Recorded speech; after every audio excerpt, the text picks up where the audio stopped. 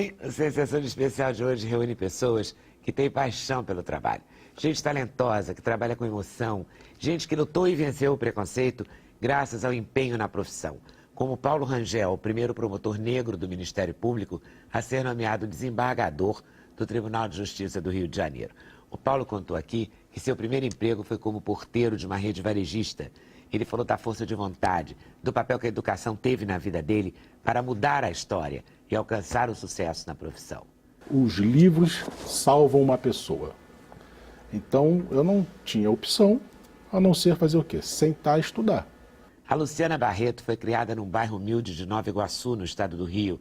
Ela trabalha desde os 15 anos e desde criança tinha o sonho de ser jornalista. E foi perseguindo esse sonho que ela conseguiu melhorar sua realidade. Uma história de luta contra o preconceito, vencida com muito foco e determinação. Quando me mandava assim, vai ler um texto aqui do Lévi-Strauss, Raça e História, capítulo 1. Não, eu quero ler o livro inteiro. Eu ia ler tudo. Vou pegar logo Eu vou pesado. pegar, eu quero ler o livro inteiro. Fábio Porchat é um incansável trabalhador do humor. Faz sucesso na TV, na internet, no cinema e no teatro. Fábio falou da carreira e também do trabalho que fez no próprio corpo dele. Ele emagreceu 17 quilos e contou que ganhou mais saúde e mais disposição. Quando a Natália me ligou e falou assim, você quer fazer um dia certo? Eu falei, olha, eu acho muito legal, mas eu não tenho tempo, não tem como fazer. Ele falou, é isso que eu quero. Eu quero alguém que não tenha tempo, porque eu quero mostrar que dá para ter tempo, que isso é desculpa que você está dando. Disposição e alegria são ótimas palavras para descrever a atriz Selma Lopes. Aos 85 anos, a dona Selma é uma referência no trabalho de dublagem no Brasil. Ela é dubladora desde que a profissão foi instituída no país. E aqui no Sem Censura, ela contou histórias deliciosas da carreira, dos personagens que dublou e dubla no cinema e na TV. Essa cidadã maravilhosa me sustenta, ela me sustenta. Ela e a Marge são as senhoras que me sustentam. Renato Freire tem uma história interessante na carreira, que vai da ciência à culinária. Ele é formado em engenharia química, mas cresceu numa fazenda vendo de perto a produção de doces e queijos. Uma experiência que no futuro determinou uma guinada na carreira dele. Hoje o Renato é chefe de cozinha e ele contou como integrou a química à gastronomia. Vi que existia uma lacuna, né, de pessoas que trabalhassem em cozinha, que tivessem um pouco de conhecimento de químico ou mesmo conhecimentos gerais. A cantora Leni Andrade começou a carreira cantando em boates e desde então não parou de trabalhar. Cantou na Europa, nos Estados Unidos, no México, um sucesso coroado por 28 álbuns gravados ao longo dessa carreira. Um dos mais recentes é o CD Iluminados, dedicado à obra de Vitor Martins e Ivan Lins. Entro no Teatro Rival, desço as escadas, dou de cara com o Ivan. Lenizinha! Me deu um abraço. Chegou no meu ouvido e disse assim, escuta, será que não dava para você dar uma paradinha nessa sua agitação toda e fazer um disquinho só com coisa minha?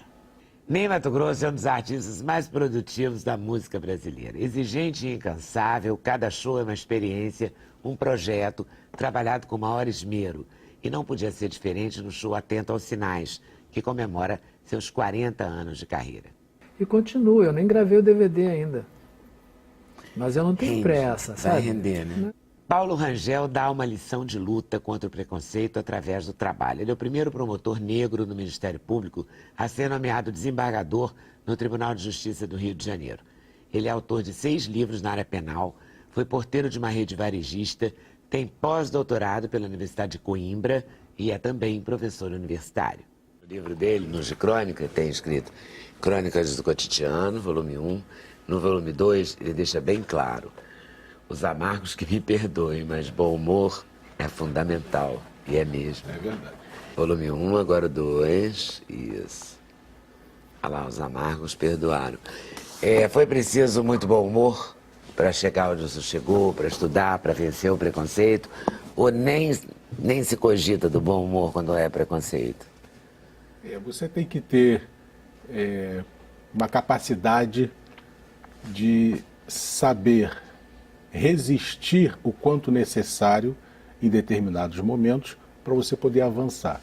E o bom humor acaba sendo fundamental para que você também não se torne, com o preconceito, uma pessoa amarga. Então você junta as duas coisas, a determinação, a disciplina e o método, com o bom humor para que você possa realizar suas atividades e chegar onde você almeja. quando você... Eu falei que... Posso chamar de você? Deve. Você trabalhou numa rede varejista. Sim. Como é que é esse começo, assim, a sua história, a sua origem? Você nasceu aonde? Eu nasci no subúrbio da Sulacap, do Rio de Janeiro, e quando me dei por conta, em decorrência da separação dos meus pais, eu tive que ajudar minha mãe. E aí vamos trabalhar. Vamos trabalhar onde? O emprego que me ofereceram foi de porteiro nessa rede varejista. Fui trabalhar de porteiro. Em decorrência da própria atividade, do contato, de conversa com o outro, as pessoas vendo que você está estudando, aí perguntaram, você não quer ser vendedor? Quero. Já é aquilo que nós chamamos de um upgrade da sua vida. E aí fui ser vendedor de uma loja também de varejista aqui no Rio. Abri o concurso à época para a Polícia Civil. Eu me inscrevi, continuei sendo vendedor, fiz o concurso, passei e aí me chamaram.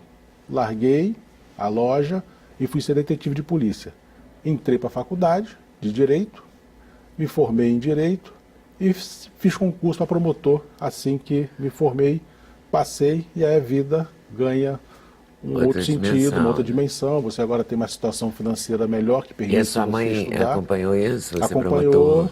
viu eu tomar posse como promotor. Quando foi em 97, ela desencarnou e aí de lá para cá ela não acompanhou, quer dizer, pessoalmente. Né? Pessoalmente, mas deu para ela sentir que Deu deu certo, prazer, né? alegria. Porque é uma vitória dela também, né? Muito. Do caráter que ela ajudou você a formar, né? Do Porque meu não lado deve ter o tempo sido uma todo. vida simplesinha, não foi, né? Não foi fácil, né? Foi muito difícil, mas possível. Ela enfrentou o racismo?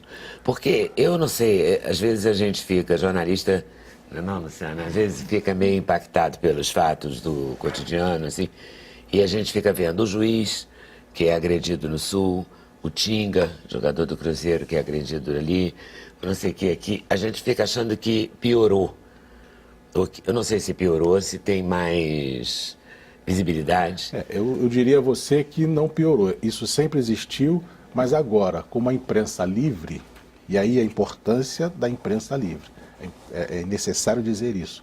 Numa democracia, você não tem o fortalecimento dessa democracia se não houver uma imprensa livre. Com certeza. Com uma imprensa livre divulgando e esses fatos virem à tona, as pessoas podendo reclamar, as pessoas pararam para pensar que isso existe de verdade. Aquela mulher em Brasília, uma australiana, que foi ao salão de cabeleireiro, vocês viram? Sim, nós noticiamos. Foi ao salão de cabeleireiro e não queria ser atendida por Não queria ser atendida pela manicure negra.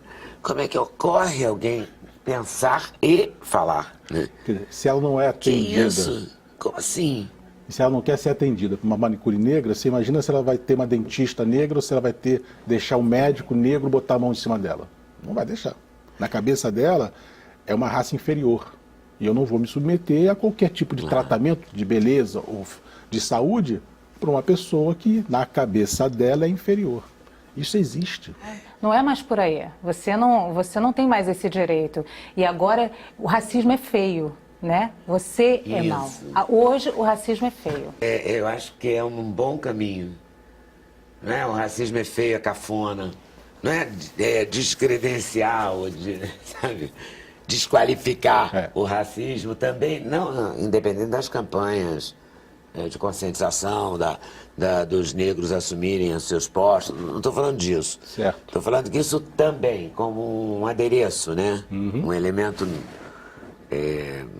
pode massificar, porque pode ser. É muito fácil você espalhar essa ideia. Né? Eu acho muito importante. É cafona inclusive. isso. Né? Ninguém quer ser cafona, todo mundo fica meio traumatizado, né? Todo mundo quer ser chique.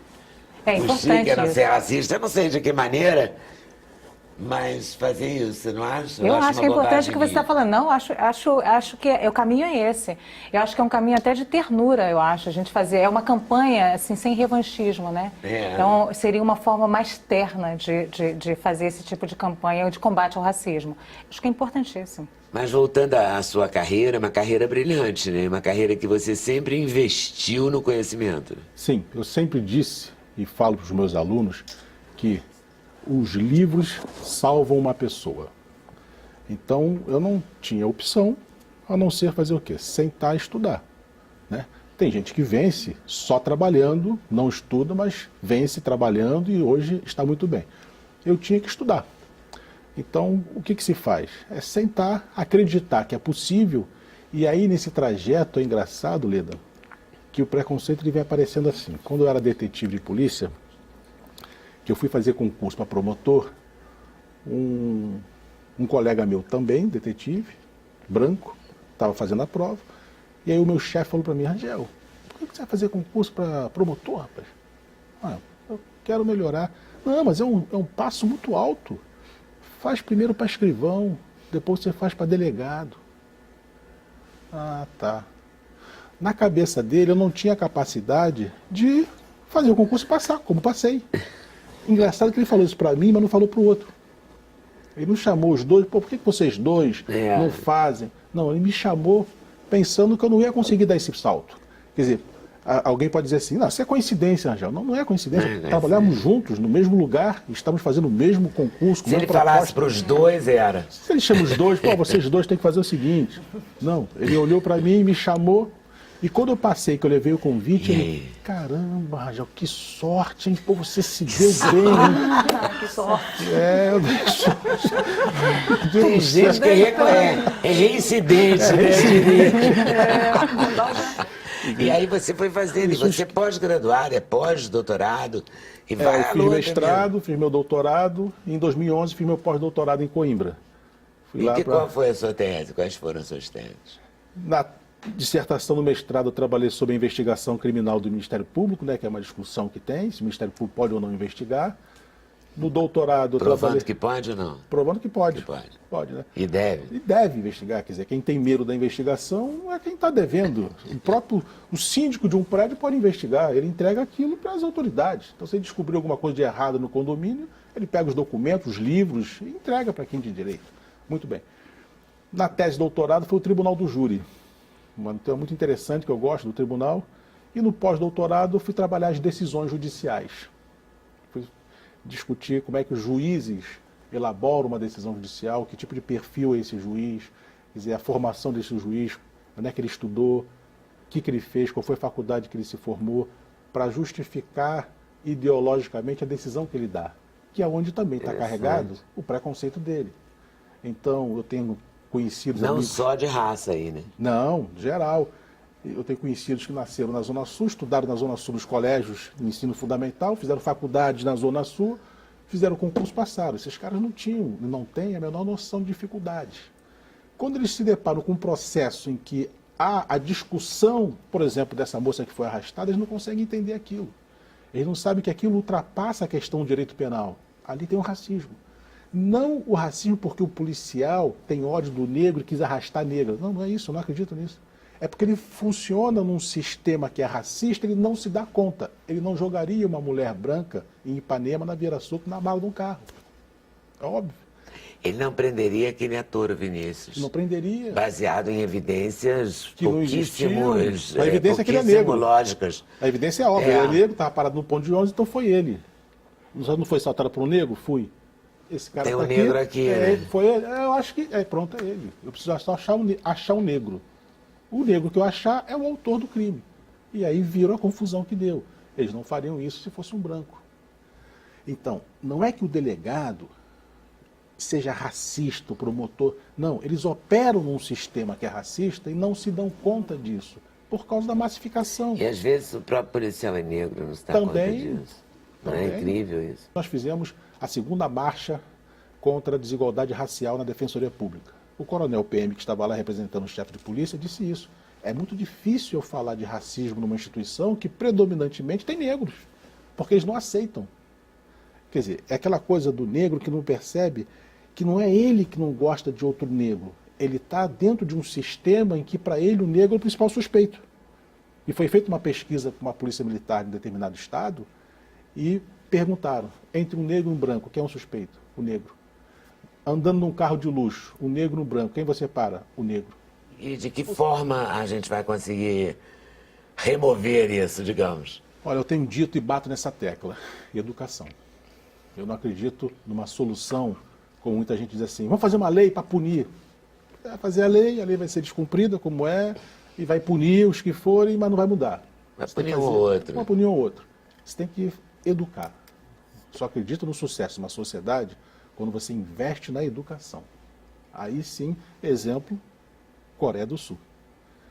Fez um investimento na educação em 20 anos, pumba, deu um salto de qualidade. É incrível isso, deu um exemplo claro. Claro, né? claro.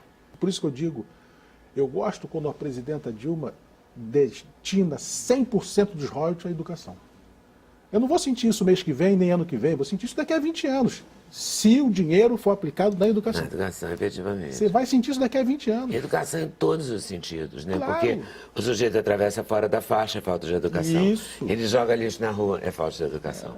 Né? Ele está no cheque especial, com todo respeito a quem está sério, que não teve um momento, uma situação dramática naquele momento, né? Mas, de modo geral, é falta de planejamento, que também é falta de educação. E aí você vai, tudo é falta de educação, né? Tudo, tudo. Tem que achar esses mecanismos também, né? Exatamente. E aí é difícil porque nós Porque não é temos- cultural, é também. cultural. Agora, eu não entendo por que é cultural, né? Porque é um país tão... Miscigenado. né? É um país... Se a gente perguntar aqui, cada um é de uma parte do mundo, né? Originalmente, né? Claro. Você não é branquinha assim porque é brasileira só, né? Deve ter uma origem europeia, alemão, não tem? espanhol, deve ter negro também. É, não sei. mas tem uma predominância de... Tem, e tem uma misturada. Eu sou filha de espanhol com árabe, com uma avó índia. Entendeu? Você? Português, índio e negro. Você, não vou nem perguntar nem pra você, porque vocês são exemplares claríssimos, né? Agora, pode ter um pai de outra etnia, não pode? Pode. No meu Porque caso não tem. Não, sim, no caso não tem, né? Não, não tem. Você sabe a sua origem? É a África, mas não sabe Africana, que com África. certeza, na minha escala ascendente, não tem nenhum europeu.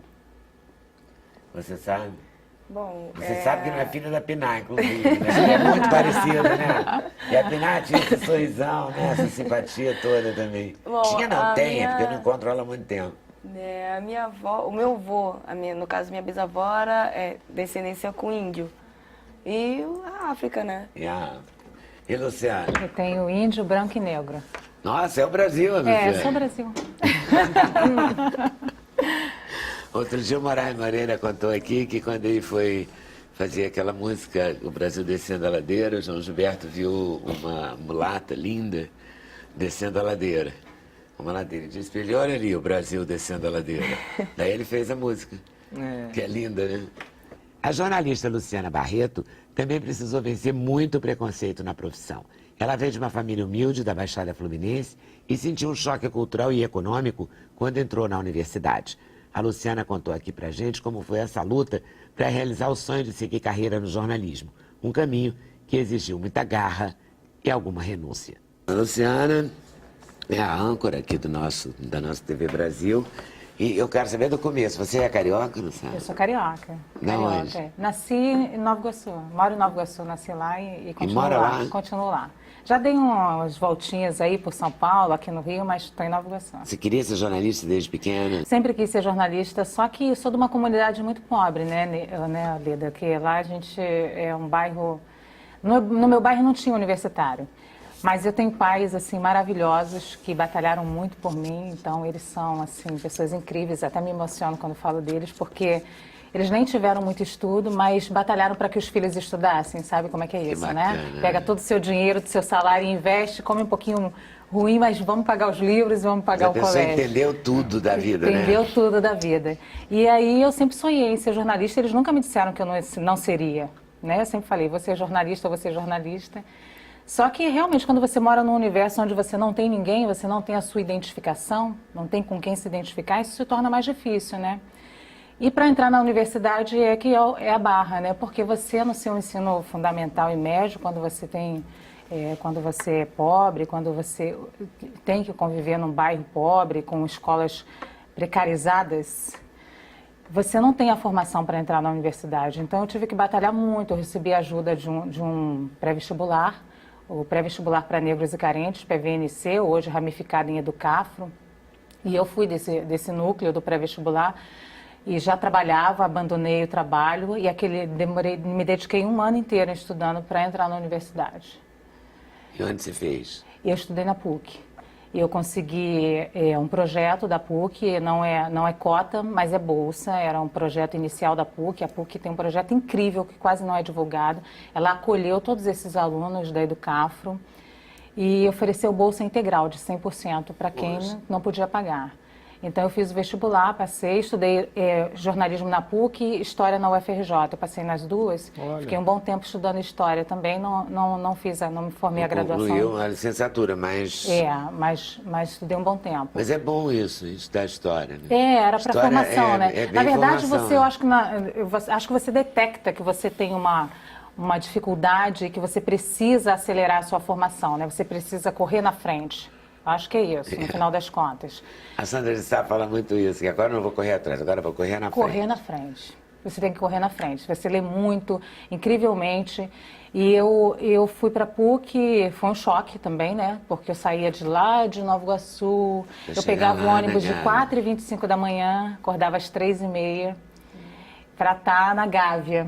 Então eram horas e horas de viagem e nesse trajeto eu não tinha dinheiro, né? Então meu pai era motorista e então eu peguei carona durante um tempo nesse trajeto, porque ele era motorista particular ou motorista de ônibus? Motorista de ônibus. Então a gente conseguiu um esquema para eu pegar carona. Então vem todas as dificuldades, que é se manter na universidade, né? Então eu fui para a PUC, foi um choque, né? Um choque cultural, um choque econômico. Talvez tenha sido um choque para a PUC também. Um choque para a PUC também, né? Então eu acho que o choque... Eles te aceitaram bem, os alunos da PUC? Não falo a PUC como instituição, falo assim, a PUC como instituição te aceitou bem, porque acolheu esse projeto. Isso. Né? Mas a convivência, assim, teve alguma coisa desagradável? Não. A PUC foi incrível. Agora, os alunos da PUC, eles também tiveram, por parte deles, uma estranheza, porque de uma hora para outra começa a vir um núcleo de alunos completamente diferentes do padrão, né? Então, você começa a colorir a universidade, né, num determinado momento. Então, eu fui o terceiro ano desse projeto da Educafro, já tinha muito aluno. Então, eu me lembro que eu fui a primeira estudante negra desse ano, a única, aliás, desse ano, e a primeira do jornalismo. Então, tinha uma estranheza na sala. Quando eu cheguei, que teve aquela apresentação, nunca me esqueço desse dia, que teve aquela apresentação, qual o seu bairro, né? O seu bairro e a sua escola. Então, eu já não era do bairro nem da cidade, né? Enfim. E aí eu fiz a minha apresentação, saí dali muito mexida, sabe? Porque eu era muito diferente, todo mundo me olhava e eu chorei muito, eu me lembro, nesse dia, porque saí para a pracinha ali da PUC, né? E chorei muito, porque eu falei, gente, vai ser muito difícil. Aí caiu a ficha, né? Não era só entrar na universidade, era se manter na universidade, caiu a ficha naquele momento. E eu percebi que ia ser muito difícil, porque eu tinha que pegar carona, porque eu tinha que passar o dia acordado, porque eu já estava cansada quando eu chegava na universidade, porque eu não tinha dinheiro para comer na universidade, então eu percebi que a barra ia ser pesada, né? E então eu chorei muito. Você levava merenda? Levavam a comida e, enfim, só que eu estudava na UFRJ à noite, era um dia inteiro. Aquela que quer abraçar o mundo, né? Não basta, né? Você também se animou, muito, né? me animei. Eu tive amigos que viviam, que também eram do projeto, e viviam de cachorro-quente.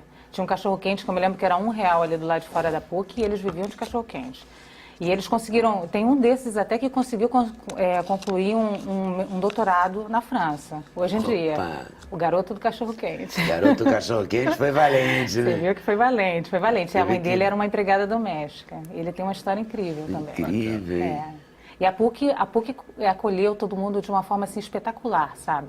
Foi dando, cada dia foi percebendo o que era a necessidade de cada um, depois montou um projeto, muita gente desmaiava de fome, né? Então eles montaram um projeto para dar um ticket de refeição para que as pessoas pudessem almoçar no bandejão, porque tinha muito caso de desmaio e assim foi. É mesmo? Chegava a ter casos de desmaio? Muitos. E muitos? Muitos. Muito frequentes. Que loucura. Muito frequente. Você sabe que até hoje essa coisa do trabalho vindo da Baixada é uma realidade, né? Hoje em dia as pessoas...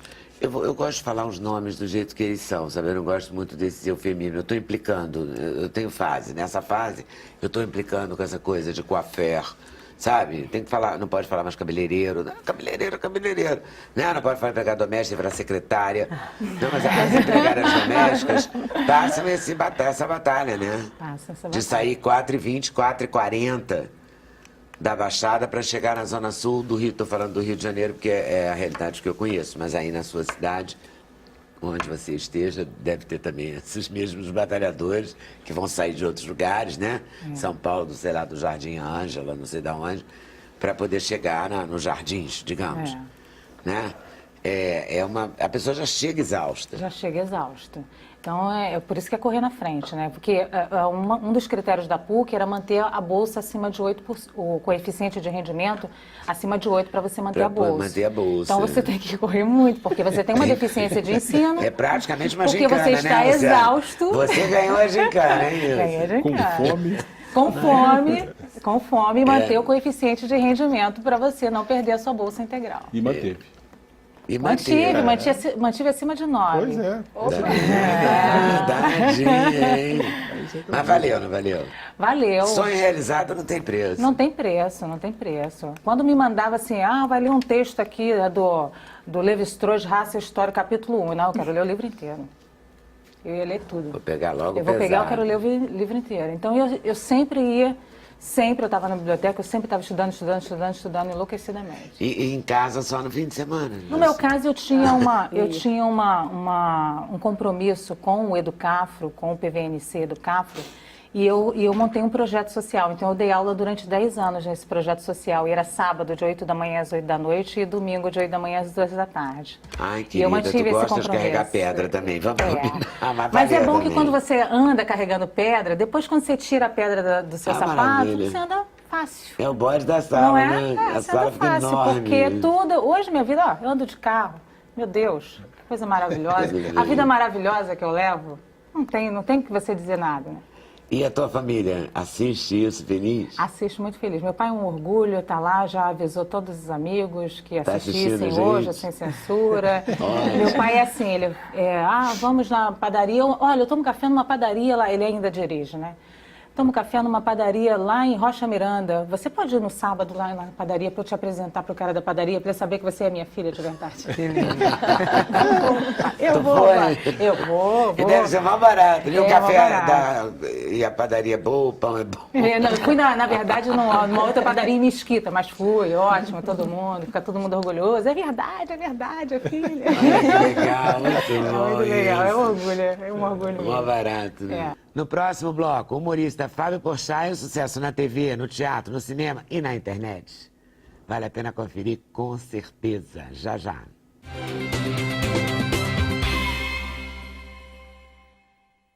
O humor é a matéria-prima no trabalho do Fábio Porchat, que faz sucesso da TV à internet, do cinema ao teatro. Na peça Fora do Normal, ele ri daquelas situações do cotidiano que testam a paciência da gente. Seja um atendimento de telemarketing, uma viagem de avião ou na academia, na hora de ficar em forma.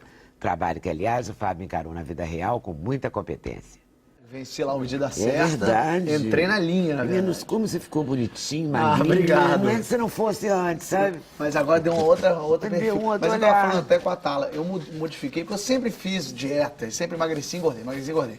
Mas dessa vez eu fiz uma reestruturação inteira, fazendo exercício, comendo. Então o meu corpo mudou. Mudou minha cara, mudou minha barriga. Você deve estar com cara de 17 anos, assim, quando você tinha 17, não dá mais parecido? Todo mundo fala que eu tô muito novinho. Tá muito, garoto, tá muito bonitinho mesmo. Ah, que bom. Tá, já. Mas eu achei consegui uma gracinha. fazer, eu perdi 17 quilos só de gordura. 17 quilos. Só de gordura. Então assim, eu perdi, muita gente falava, você não precisa estar no mídia certa, você está fazendo mídia certa. Eu também achei estranho. Eu perdi você 19 estar. centímetros de abdômen. Nossa. Quer dizer, uma pessoa que perde 19 centímetros não pode não estar precisando perder. Não tem jeito. Então foi eu entrar na linha mesmo. Quando a Thala me ligou e falou assim, você quer fazer a mídia certa? Eu falei, olha, eu acho muito legal, mas eu não tenho tempo, não tem como fazer. Ele falou, é isso que eu quero.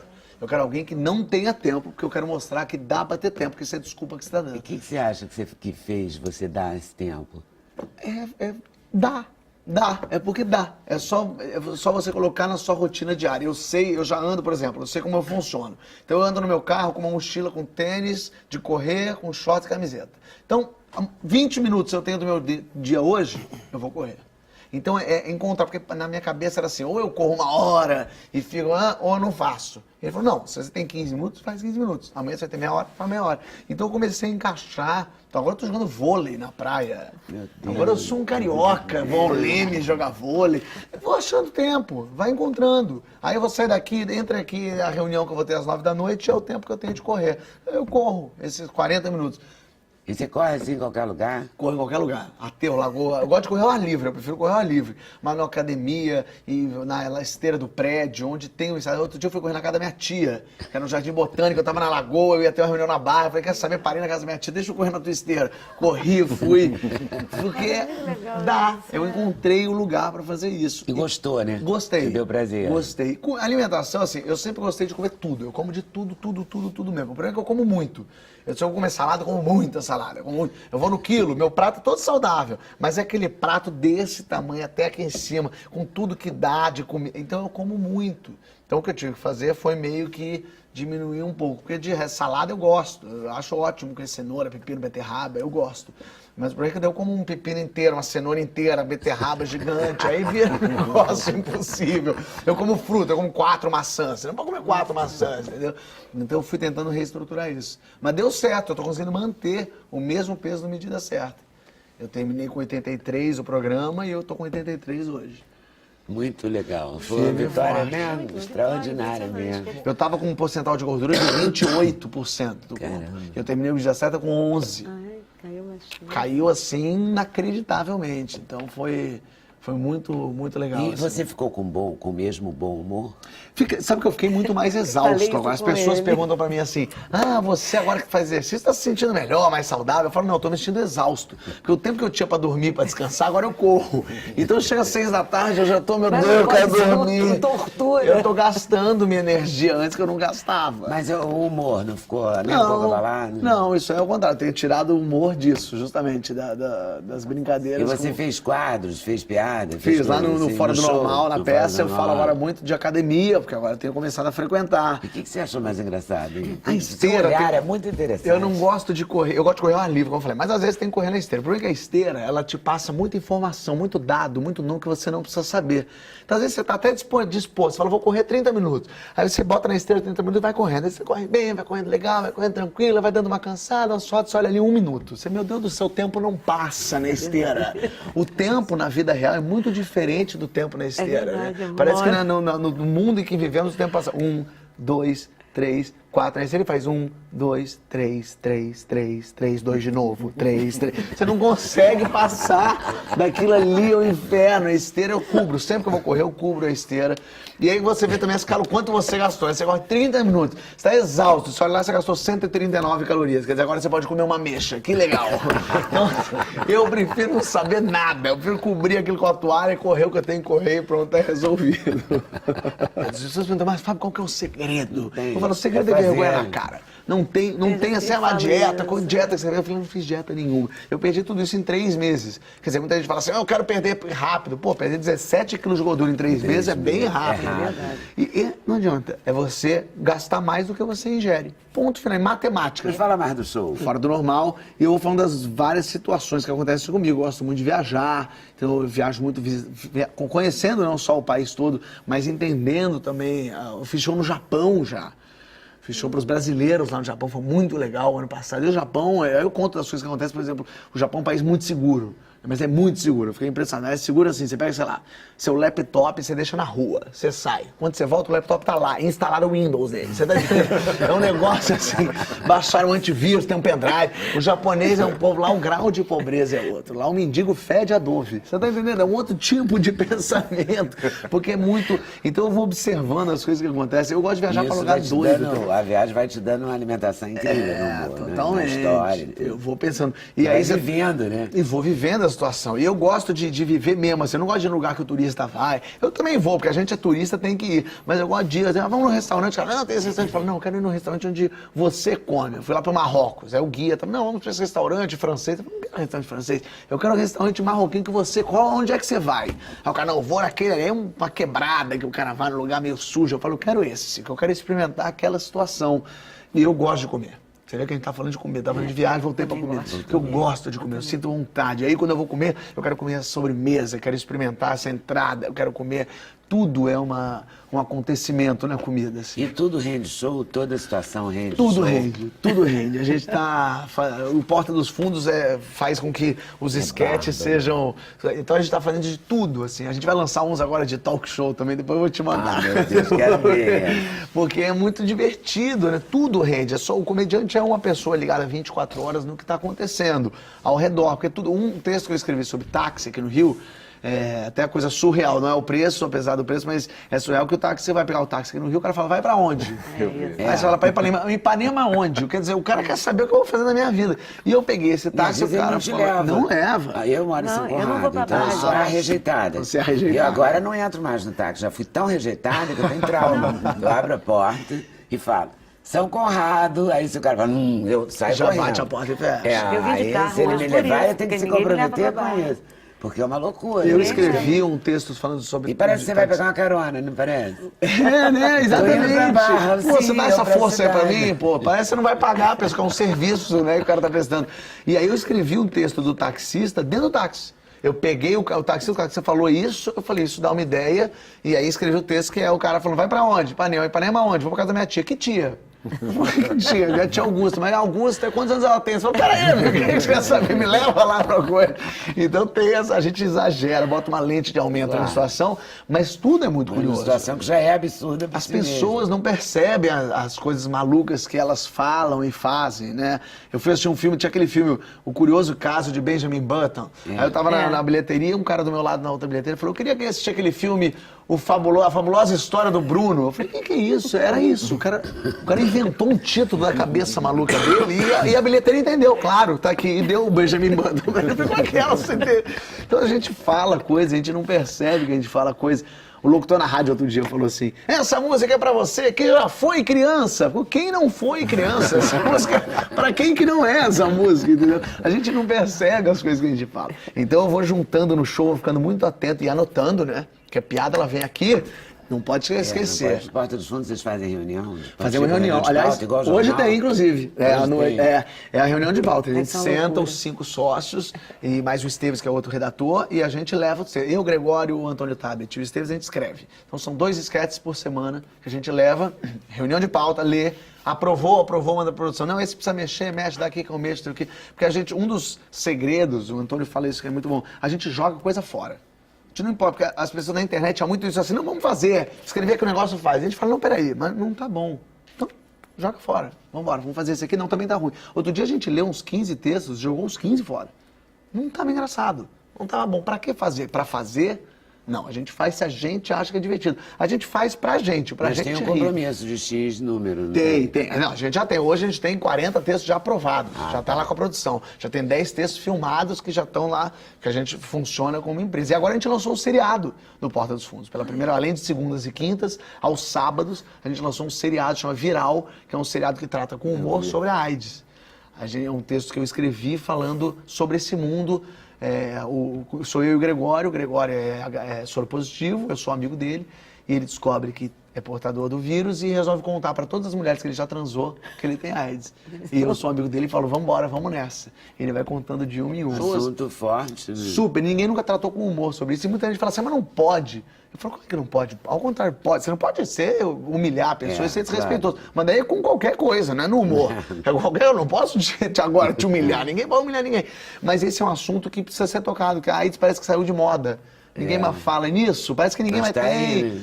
E ao mesmo tempo o que eu pensei, hoje em dia as pessoas que são soropositivos, vivem normalmente. É uma doença como a diabetes. A pessoa tem diabetes, não está caindo morta. Medicamento, ninguém mais. Exatamente, as pessoas vivem, elas têm uma doença, realmente tem uma dificuldade. Como hipertensão, como diabetes, como outras coisas. Então eu tentei passar isso pro seriado também. Porque o cara é saudável, a gente fugiu do estereótipo. O Gregório é saudável, tá bacana, tá barbudo, tá bem, tá tranquilo, não tá magro, mal, doente. Hoje em dia não é assim, então não precisa ser assim. Então a gente ficou muito feliz com a repercussão entre os soros positivos. Que todo mundo falou, putz, ainda bem que vocês estão falando sobre isso, tem que falar, tem que alertar, e de uma forma, obviamente, que não sejam teste de elenco pra Malhação, né? Que não seja Telecurso 2000. E deu muito certo, né? O Porta. O Porta, nossa. Super. Hoje a gente tem, já passou de 800 milhões de visualizações. É o maior canal de humor do mundo em visualizações mensais. A gente tem, virou um fenômeno mesmo, assim, porque fugiu do nosso controle. Em Portugal, o Porta dos Fundos é um negócio de louco. Os portugueses vêm falar com a gente. Eu vou fazer show em Portugal no final do ano. 2.000 pessoas, só portugueses rindo. E quando eu falo Porta dos Fundos, todo mundo, é assim, impressionante. Então tomou uma proporção muito maior. E é incrível como a sua carreira também ganhou outros áreas. O Japão, Portugal, né? Ganhou antes e depois de Porta dos Fundos. É claro que é uma somatória, né? De tudo na Grande Família, no Esquenta, mas o Porta dos Fundos foi o que... A gente tem um VT. Ah, é? Tem. Qual que é, hein? Acho que é Logout. Muito bom. Vamos ver?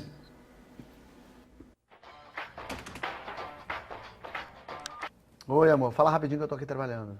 Não, amor. Você deixou aqui o seu Facebook, tá aberto aqui no computador. Claro, foi bom você ter me ligado, amor. Tava precisando falar com você, realmente.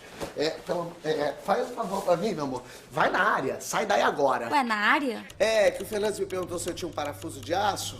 E eu precisava ver lá na caixa de ferramenta. Mas você quer que eu veja isso agora? Você acabou de falar que tava com pressa. Não, pode falar. Foi você me ligar que deu uma aliviada boa aqui. Tá bom. Então eu faço o que aqui com esse computador? Esquece o computador, Aline. Pelo amor de Deus, deixa ele quietinho aí. Tá? Vamos concentrar agora na caixa de ferramenta. Tá bom, Augusto. Eu tô indo lá na área, então. Meu amor, tem que ver um a um o parafuso, que é um parafuso muito específico esse. É um parafuso de aço. Ô, Augusto, a caixa não tá aqui. Quê? Aline, quê?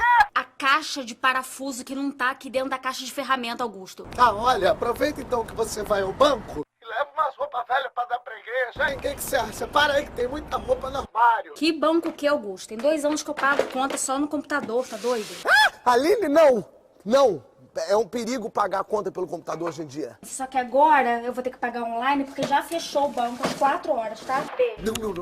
Não. Beijo não. Me conta uma coisa, tá onde? Tá na cozinha? Tá, então conta pra mim, quantos azulejos tem na parede do fogão? 140.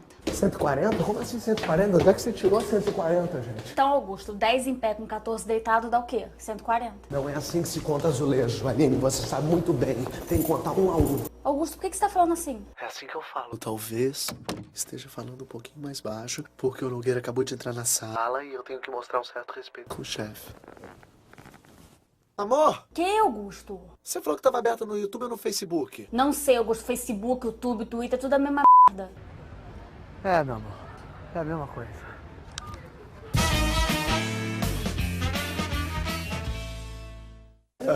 A gente se perde de rir mesmo. É muito bom.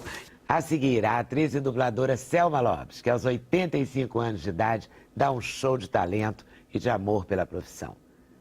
E a história do Renato Freire, engenheiro químico, que virou chefe de cozinha. A gente volta em instantes, aguarde.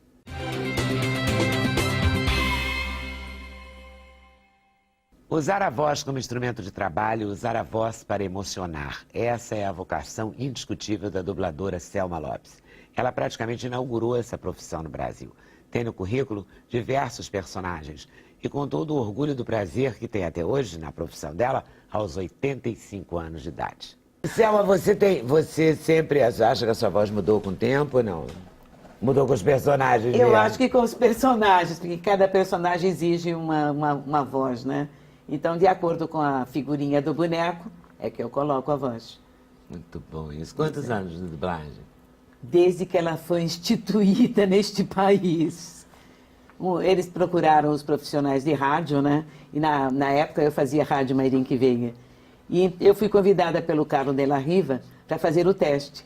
E fui fazer o teste. E me dei bem. O teste era o Rapidino Gonzalez hoje. Na época era... Não, hoje em dia ele é ligeirinho. Na época era Rapidino Gonzalez. Aí perguntou, você é capaz de fazer isso? Aí lá fui eu. Então... Arriba, que maravilha! E lá fui eu, ganhei o teste. E você é a Marge Simpson? Eu faço a Marge Simpson. Vou mostrar a Marge Simpson, também. se alguém não conhecia a Marge Simpson. Eles criaram... A gente até tentou ter um Homer. A gente conseguiu, A gente conseguiu, porque estava dependendo de uma autorização. Vamos exibir, são 20 segundos, só para sacar o trabalho da Selma um pouquinho. Ai, só quero relaxar e esquecer que faço parte daquela tênue linha que existe entre a civilização e o caos. Bart, é ilegal andar nesse veículo classe 9 sem joelheiras e capacete. Mas, mãe... É para a sua segurança. Que delícia! Maravilha. Pois é. Eles criaram 4 famílias e foram fazendo os testes, mandavam para os Estados Unidos, eles iam vendo o que queriam, o que não queriam, fazendo as suas exigências. O último teste foi feito aqui no Brasil e a minha família ganhou. E desde aí eu sou a Marge Simpson. Passei Quantos anos você é a Marge Simpson? Hã? Há quantos anos? Desde que ela chegou aqui, não sei, tem o quê, quantos anos? Eu não lembro, sei. datas eu sou meio esquecida. Deve ser mas 20 anos. Tem né? mais de 20, tem mais de 20, tem uns 30 anos talvez. Porque os Simpsons fazem parte, né? Tem uns 30 anos, eu acho. Eu acho que tem uns 30 anos. Aí eu fiquei 1 ano sem fazer, porque o Vitor Berbara... Criaram lá um problema na casa e tal, e eu fiquei 1 ano sem fazer. Foi uma grita geral, e ele não aguentou, mandou me chamar de novo. Aí eu reassumi o papel. E estou fazendo até hoje. E você deve sentir até uma amizade, né? Pela Claro, lógico, eu tenho ciúme. Tenho ciúme do meu personagem. Tenho ciúme, sim. Como da Whoopi Goldberg também. O primeiro filme dela é... A gente pegou a foto. Essa cidadã maravilhosa me sustenta. Ela me sustenta. Ela e a Marge são as senhoras que me sustentam. Né? E tem uma regularidade? Agora há tempos que não chega um filme dela aqui, há muito tempo que ela não filma, né? Está só no teatro. Mas eu tive o prazer e a honra de dublar o filme mais difícil dela, que chama-se O Telefone, em que ela fala sozinha e ela faz vários personagens. Ela faz uma atriz decadente e que ela finge que recebe convidados famosos, então ela faz todas as vozes. E eu dublei esse filme. Maravilha. Deve dar um trabalho danado. Deu um trabalho danado. Ela ficou 4 anos com esse filme na Broadway. Agora, sorte dela também. Sorte Ter dela. você aqui para fazer, para continuar. Valoriza, né? Sorte minha de ganhar essa personagem tão extraordinária. E tem Ela uma é. que você gosta mais, não? Eu gosto das duas. Das duas. A rigor, eu gosto muito de dublar, né? Muito mesmo. Gosto. É uma cachaça, né? Que eu, desde que comecei a fazer... Dou aula de dublagem também. Ah, é? Dou Claro que é preciso formar novos dubladores. É lógico, perplexa as com a vozes Dona têm que Aurora. ser mudadas. Porque o que eu fazia há 40, 50 anos, as mocinhas não posso fazer mais, né? Eu fazia as namoradas do White Earp, esses filmes que aconteciam na época, né? Fazia as namoradas dele, do Bat Masterson, dublado pelo Murilo Neri. Era Murilo Neri, a voz Murilo do Bat Neri Masterson. que fazia o Bat Masterson. Olha que barato. Pois é. E eu fazia as namoradinhas deles, tudo. Hoje em dia já não sou mais aquela mocinha, né? Não é mais aquela voz. Não, essa a voz gostosa. exato, a voz vai pesando um pouco, né? Eu tenho uma curiosidade. Diga. Qual é a diferença entre dublar o Simpson, que é um boneco, e uma personagem, uma atriz como a Whoopi? É interessante essa pergunta, porque a Marge, por exemplo, é um tipo mais anasalado, mais cabeça, né? Mas o tempo faz diferença? Dependendo da história que ela estiver passando, né? Eu digo o tempo de abertura de boca, Sincronia. no desenho a sincronia. A sincronia é a mesma. É a mesma? É a mesma. É a mesma. A Whoopi tem aquele andar assim, todo, né? Eu achei que era um andar funkeiro. Então, eu tenho que adaptar a voz a esse ritmo do andar dela. Então, sai pra lá, o que há? Comigo não vê que não tem, cara. Sai pra lá. Então, Você utiliza o corpo para fazer a voz? Utilizo. Utilizo, sim. Hoje em dia a gente dubla sozinho, pode, não corre o perigo de atacar o colega do lado. Agora a Marge não, a Marge já é Rony, chama bate, Rony, tá na hora do colégio. Ah, Springfield, não é mais Springfield. É outra coisa, mas é personagem que a gente vê a Marge, completamente né? diferente. né? Ela muda, ela completamente. Tem um desenho japonês, Yu Hakusho, eu faço a mestra Genkai, né? E como é essa é uma mestra? japonesinha miudinha, parece uma anãzinha. Ela vai, vai, você não dá não. aquela conversa toda deles, né? Mas tem que colocar a voz mais assim, mais arranhada, né? E tem a voz da árvore de 200 anos de Pocahontas, e também quando a Pocahontas vai se queixar junto à árvore que o namorado viajou, não dá notícia nem nada, aí ela chega e olha para ela, sai a carinha de velha, sai a carinha de velha da árvore, e aí ela diz, ela cantarola uma cançãozinha para ela, diz, seja como areia, onde a onda vem bater, ouça o coração, você vai entender. Vai, Pocahontas, vai em busca do seu John Smith.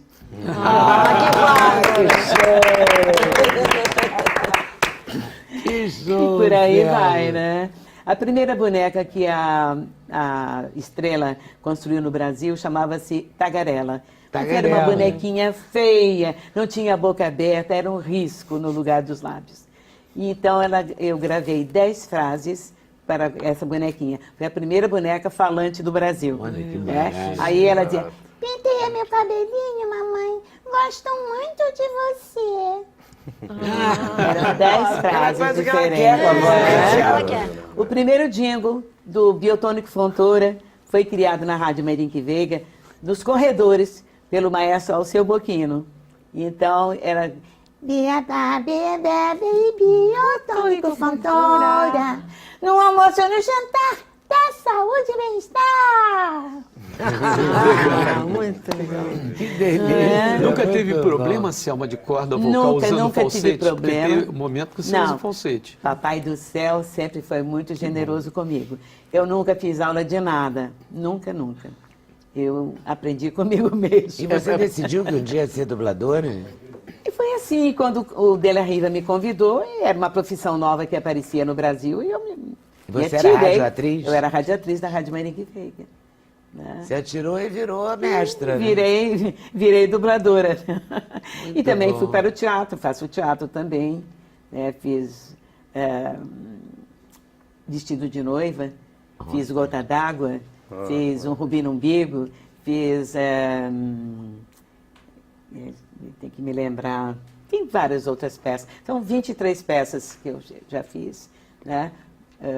Rock Santeiro, também eu fiz, direção da Bibi. O Rubi no Bico também, direção da Bibi. E por aí vai. A primeira peça de Paulo Pontos, encenada no Brasil, eu fiz também. Olha que Direção do barato. Glaucio Gil. Foi muito legal tudo. Você passou por várias Passei gerações, por por várias ícones do gerações. teatro. E trabalhei aqui com Daniel Zulay fazendo as vozes das bonecas. Gilda, Ritinha, Damiana e a Chicória, que eu sou apaixonada por ela. Vai, Daniel! Tá na hora do programa, Daniel! Você tá atrasado! Maravilha, isso, muito bom. E quando você fala, você tem uma outra voz para a vida real. Porque se você falar mesmo, parece que está falando com a, né, a gente ligar para sua casa. Sempre tem uma parece pintazinha tá que falando dá. com a Marge Simpson. Lembra a Marge. Você faz a Marge Simpson, às vezes me perguntam, né? E outras vezes não. E por aí. Porque a matéria-prima é dela. Ela é a matéria-prima. Né? E Então, por aí. é parte dela que a gente ouve. Às vezes toma o táxi, dou a direção, ele sem se mover. Conheço a voz da senhora da onde? Eu, com certeza já invadi a sua casa muitas vezes. Que delícia. E Que por aí delícia. Muito bom, Selma, Muito, né? essa Uma é a minha viagem. vida. Quem é da tua geração que manteve-se no ar durante todo esse tempo também dublando? Orlando Drummond é da tua Orlando geração? Drummond, Maria Helena Pader, mas Orlando né? você. Maria Helena Pader, Antônio de Pádua, quem mais? Naíra Murim. Naíra Murim, Cordélia Santos, são todos do meu tempo. E você acha que os novos dubladores, esses que você ensina, Alguns são- têm esse amor pela profissão, sacam que a profissão é... Tem que ter, senão não faz aula. Comigo não, porque eu desmascaro logo. E tem que Eu ter o ve- diploma de ator, né? Tem um certificado que a gente tem, o DRT do ator, né? E a gente também dá um certificado reconhecido pelo sindicato. E há uma procura séria. Há uma procura enorme. E a criança também é a mesma Criança, técnica? eu tive um aluno que ele terminou a alfabetização na bancada. A gente ditava as frases para ele e ele ia direitinho. Muito bom, muito bom. Eu vou agradecer a Bárbara Lafetá, da Rede Globo, a liberação da presença da atriz Selma Lopes aqui. Muito obrigada. Renato Freire nasceu numa fazenda em Minas Gerais, numa família grande, e sempre ficou atento ao que era preparado na cozinha. Muitos queijos, muitos doces. Renato se formou em engenharia química e estudou principalmente a tecnologia dos alimentos, um conhecimento que ele aplica hoje como chefe de cozinha. E você veio para como? Você começou estudando... Eu fiz algumas faculdades. Eu fiz primeiro o curso de engenharia química, me formei também em economia, fiz um mestrado em combustão e gasificação de carvão, mas sempre gostei mais de cozinhar, então acho que a cozinha sempre foi um pouco da minha Mas quando você estava estudando, você estava buscando alguma coisa ou você estava só querendo cumprir um script para entregar os diplomas? Não, porque eu sempre quis ser, mamãe? desde criança eu quis ser cientista, achava que queria ser cientista e tal. Pô, não deixa de ser um alquimista. Exatamente. Você é um alquimista hoje. Então a minha mãe ficava às vezes maluca, chegava às visitas, levantava a xícara da cômoda, estava toda cheia de grão de feijão, ou de coisa que eu tentava fazer experiência. Né? Então, assim, desde criança eu já tinha essa veia um pouco de buscar essa parte de química. E fiz o curso de engenharia química, gostava muito de tecnologia de alimentos, gostava de cozinhar, porque Boa Esperança foi uma cidade que foi, o Lago de Furnas tomou praticamente a cidade. Eu era criança nessa época, então foi uma época que a gente acampava muito, ia pescar muito, então a gente ia na confiança que ia pescar alguma coisa. Então a gente sempre cozinhava e... Como eu gostei de cozinhar bem, eu sempre tentava aprimorar um pouco mais e não deixar ninguém fazer e eu mesmo fazer as comidas. Mas isso podia no máximo te levar a ter uma cozinha normal na casa e uma cozinha gourmet e te levou para ser chefe. Porque eu sempre, quando eu me mudei, eu me formei em Belo Horizonte, na Universidade Federal de Belo Horizonte, e vim trabalhar no Rio como consultor numa empresa de engenharia econômica e comecei a frequentar os restaurantes, foi na época que o Rio começou a chegar os grandes chefes da francesa, o Laurent, o Trogot, o Daniel Braga da Itália. Então comecei a procurei estágio em restaurantes, na época eles me acharam maluco, como um engenheiro vai querer mexer com cozinha, fazer estágio, você não... E eu me dedicava bastante a isso. Você ia no fim de semana inicialmente? Ia no dia de semana, final de semana, e fiz cursos de sommelier, todos os cursos de culinária que aparecia, com o Zé Hugo Celudano, que o amigo meu estava presente. Zé Hugo, querido. Então eu sempre vi que existia uma lacuna, né, de pessoas que trabalhassem em cozinha, que tivessem um pouco de conhecimento de química, ou mesmo conhecimentos gerais, porque até hoje se fala, todo mundo quer ser chefe, virou uma profissão glamourosa e todo mundo... Glamourosa aberta. Na época não, era exatamente uma profissão de segunda ou de quarta linha, eu quis me dedicar mais. Na época eu lancei um livro de cozinha, que era a parte muito ligada à parte de química também, que foi chamado A Mágica na Cozinha, que é um livro onde eu mostrava receitas que o ingrediente principal não tinha, ou seja, uma lagosta, um prato de lagosta que não tinha lagosta, um prato de camarão que não tinha camarão. Então era a culinária fingida, tá certo? E que na mesma época foi no mesmo ano que surgiu a culinária molecular que se fala hoje, que é exatamente isso, você iludir a pessoa em relação à expectativa que ela está esperando, de um sorvete que está quente, ou de um espaguete que não é massa, ou de um caviar que não é o verdadeiro caviar. Então foi uma coisa em paralelo. Então eu me dediquei muito a essa parte de estudar a química dos produtos, mas não de uma maneira industrial, mas de uma maneira amadora e uma maneira, inclusive, caseira. Então você tem esse prato de camarão que você usa de lagosta, que é simplesmente uma mistura de ovos, peixes e tomate. E fica com o gosto e textura de uma lagosta. Juro. Então, daí lancei esse livro, mas na época eu ainda não trabalhava como cozinheiro profissional, ainda trabalhava como engenheiro. E o salário entre o engenheiro de alimentos, o químico, todos os cursos que você tem e o chefe batem? Hoje acho que eu ganharia melhor. Empatam? Sim. Empatam? Empatam. Hoje sim. Você ganharia melhor na onde? época não, longe. Mas eu acho que hoje na gastronomia você consegue ter bons salários ou mesmo... Mas no momento que você fez a opção, isso de alguma forma te tocou, não? Não, porque é o seguinte, quando eu fiz essa opção realmente de trocar, eu fui fazer isso na Europa. Eu saí do trabalho aqui e fui de mala e cuia para a Europa fazer estágios. Fui pensando em ficar alguns meses, acabei ficando 7 anos. E lá eu comecei a trabalhar realmente como cozinheiro, assim, de colocar um umbigo no fogão, como se diz, de ficar trabalhando direto. Hoje eu sou chefe da confeitaria Colombo, né, que eu trabalho diretamente ligado na produção, são 72 pessoas, ou seja, uso muito a parte da economia, né, você realmente já me administrar uma brigada tão grande. E a parte da química me ajuda a prever resultados. Às vezes eu faço a receita sem nunca ter feito o prato e ela realmente funcionar bem, entendeu? E quando você publica um livro de receitas que você criou? Ou você recriou? Não, por exemplo, esse livro que eu trouxe aqui é uma ampliação daquele que eu tinha falado da marcha na cozinha, só que eu estava quase perguntando se aquele não devia ser reeditado, então, né? esse só que esse não é formado da enciclopédia, porque eu tenho 120 verbetes que eu explico o que é o produto original, tá certo? Por exemplo, um caso clássico hoje fala-se muito aceto balsâmico. É o produto que você encontra. Antes era um produto restrito a uma região italiana, produto raro, caro e hoje muito tem todos no mercado. Mas todos falsos, todos falsificados. Todos? 99,99%. E como é que a gente vai achar um verdadeiro? Ou indo, comprando da Itália, uma coisa muito cara, é muito raro. Ou senão você pegar o livro e fazer a receita que tem no livro, que você consegue fazer um milhão de aceto balsâmico. Eu falo o que é o aceto balsâmico verdadeiro nos verbetes e depois no final tem uma receita de cada produto desse. O aceto balsâmico é usado muito.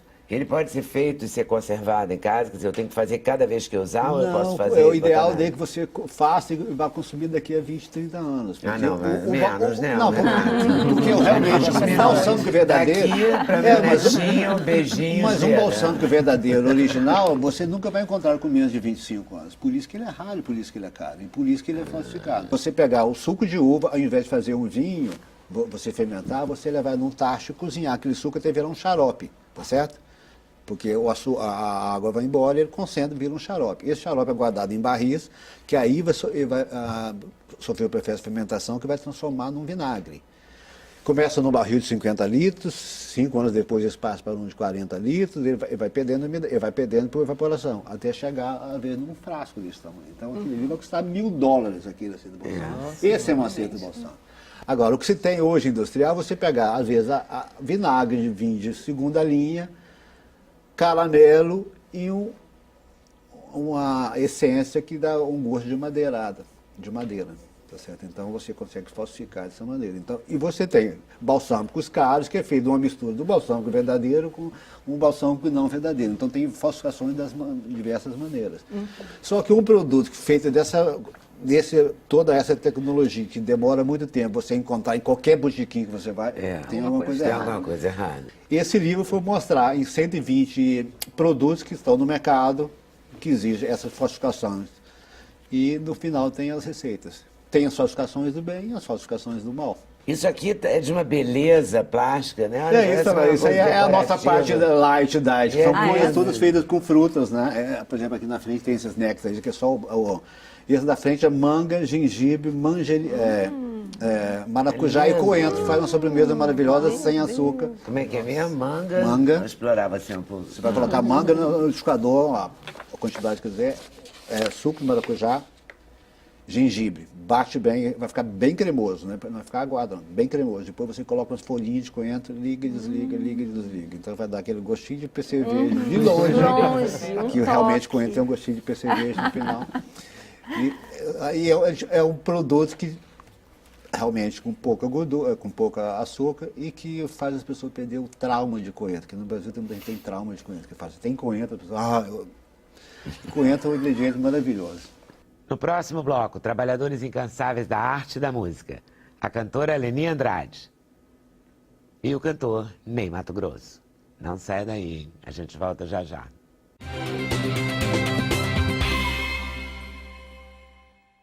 Leni Andrade descobriu cedo a vocação dela. Cresceu tocando piano, ouvindo bolero, sons que definiram seu estilo e seu caminho profissional.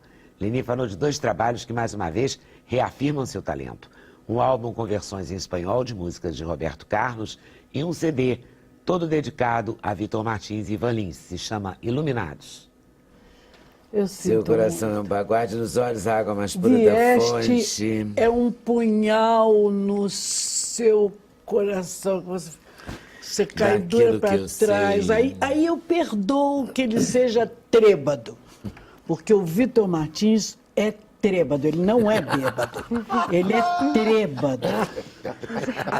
Eu permito que ele caia com a garrafa de uísque no chão do meu lado, eu levanto, eu guardo, eu cuido, eu faço tudo que Eu ele quiser. levo a garrafa até, Eu se for estou o morta caso. de saudade dele. Porque é um Tem algum escândalo, tempo gente, que eu é não um vejo ele. escândalo.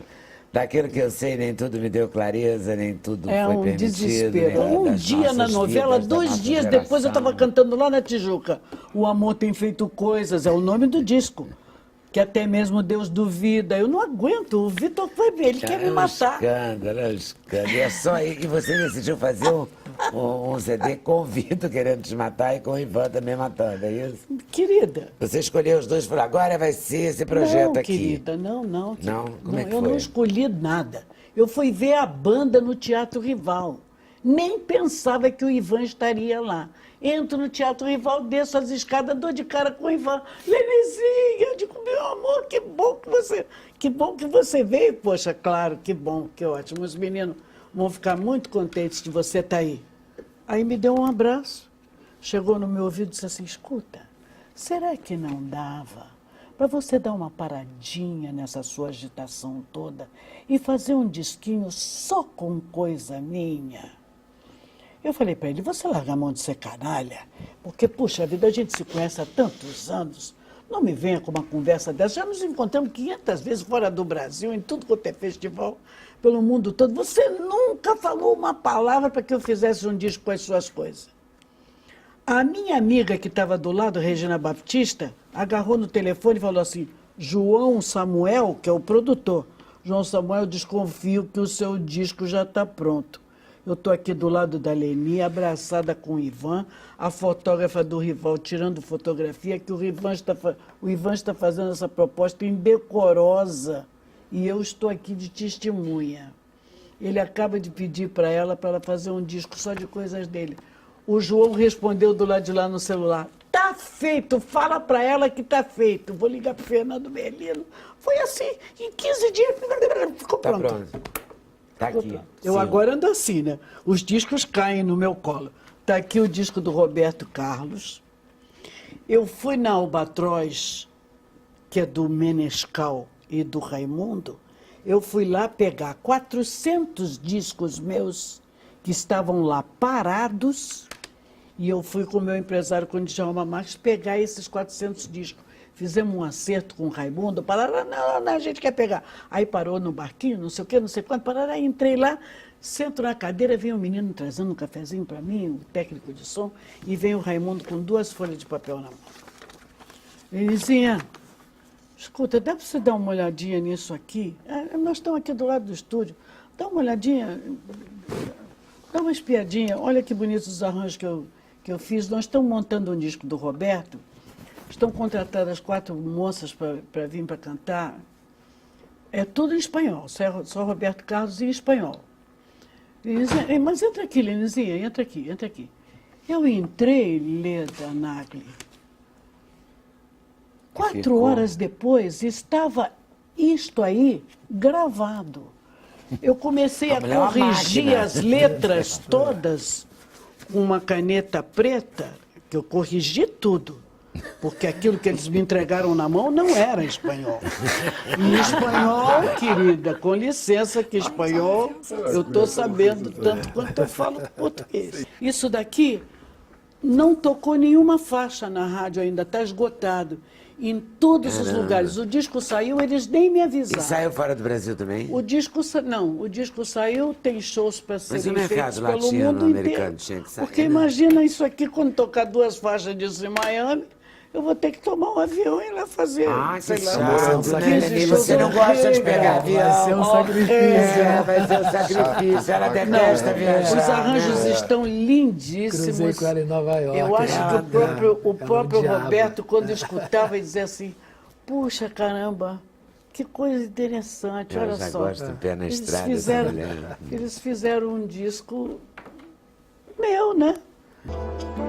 Para o rei.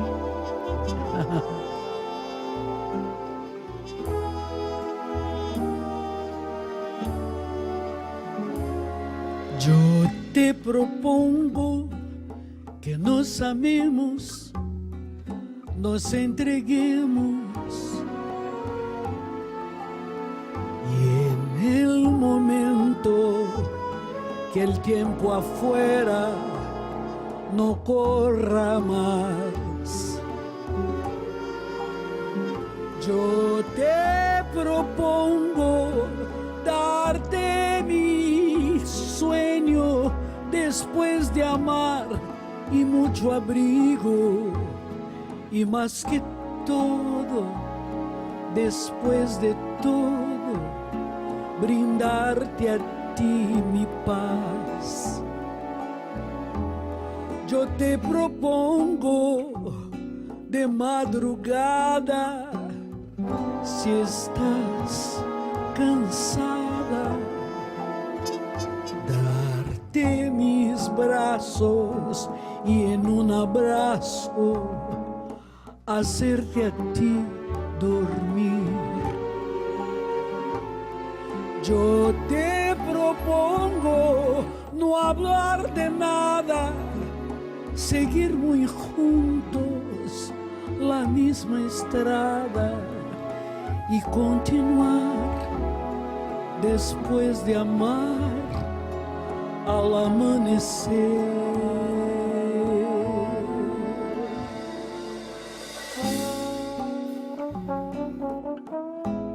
Aí com aquele vinho, né? E para quem gosta, eu acho que é um prato cheio. Dá para botar aquele joelho com joelho para a gente se lembrar que a coisa ainda continua bem. Yo te propongo no hablar de nada, seguir muy juntos la misma estrada y continuar después de amar al amanecer.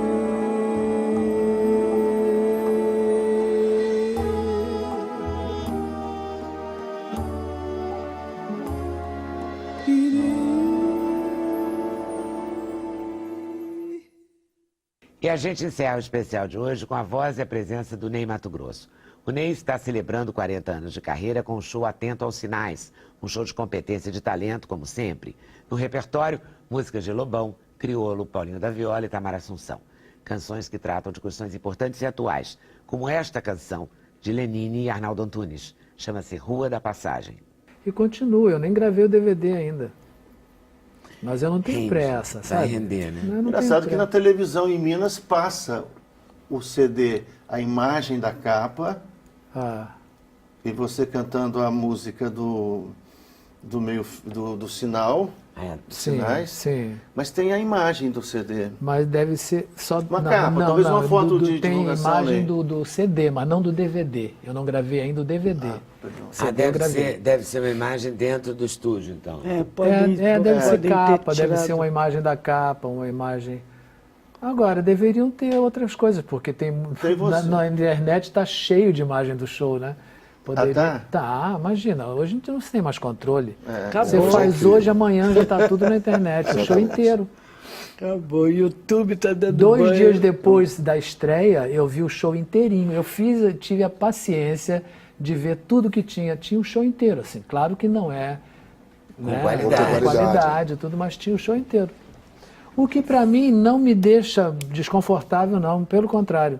Eu acho que isso ajuda a aguçar a curiosidade das pessoas. Funciona até como atrativo, né? Eu acho também. também. Isso é uma grande... Para você comprar depois uma grande divulgação espontânea. Exatamente. Agora, para nós é muito penoso. Eu digo, não sei como é que está hoje para você que pega um público grande dentro de um coliseu no Porto. Se bem que lá eles são mais educados, mas o celular é o grande inferno do teatro hoje.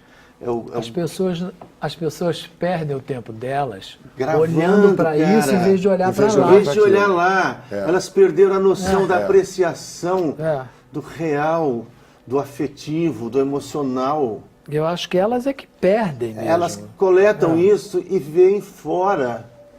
No teatro a gente perde, porque aí atrapalha mesmo tanto a luz verde aqui quanto o chamar, o falar. Quer dizer, isso agride diretamente o ator no palco. Eu acho que tem gente que vai só para usar o celular, não é possível, porque elas ficam olhando o tempo todo. Elas ficam gravando pelo celular. As pessoas estão mais preocupadas em registrar do que em ver, assistir, registrar do que sentir, do que viver mesmo. É o mito oriental, né? Porque é o japonês que começou essa história de coletar a imagem para ver no Japão.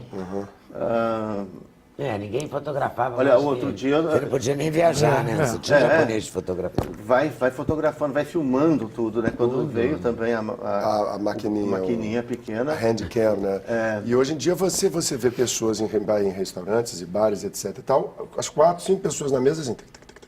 Quer dizer, foi aberto, ok? Agora a gente para de falar um pouquinho, cada um resolve o seu problema.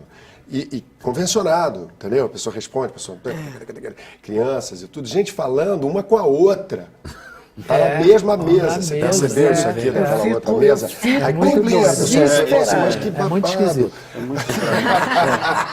Que roupa horrível, Eu acho que a evolução tá legal, tá legal. A evolução tá legal, que bom que eu sei mexer, que bom que eu sei me virar em alguma coisa para fazer, que ótimo que eu tenho um MacBook, que ótimo, papai, que eu faço, vejo lá, tá tudo bem. Mas chega uma hora que você precisa olhar no olho de quem está na sua frente. Não me tire um celular jantando comigo, porque você vai ficar sozinho. Fica você e o seu celular. Tenha um feliz jantar, desfrute, tchau e benção. Eu tenho 71, querido. Eu não aguento mais isso. Não tem mais tempo para aturar isso. Ou você fala olhando no meu olho, ou bye bye, so long, porque eu já fui. Com o Ney cantando Rua da Passagem. Tá? É mesmo? Então vamos. Curiosos atrapalham o trânsito, gentileza é fundamental. Não adianta esquentar a cabeça, não precisa avançar o sinal. Dando seta pra mudar de pista ou pra entrar na transversal. Pisca alerta pra encostar na guia, para-brisa para o temporal. Já buzinou, espere, não insista, desencosta o seu do meu metal. Devagar pra contemplar a vista, menos peso no pé do pedal. Não se deve atropelar cachorro, nem qualquer outro animal. Todo mundo tem direito à vida, e todo mundo tem direito igual. Todo mundo tem direito à vida, e todo mundo tem direito igual.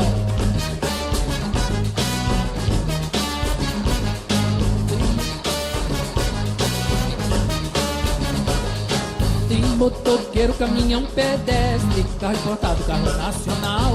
Mas tem que dirigir direito pra não congestionar o local. Tanto faz você chegar primeiro, o primeiro foi seu ancestral. É melhor você chegar inteiro com seu venoso, seu arterial. A cidade é tanto do mendigo quanto do policial. Todo mundo tem direito à vida e todo mundo tem direito igual. Todo mundo tem direito à vida e todo mundo tem direito igual.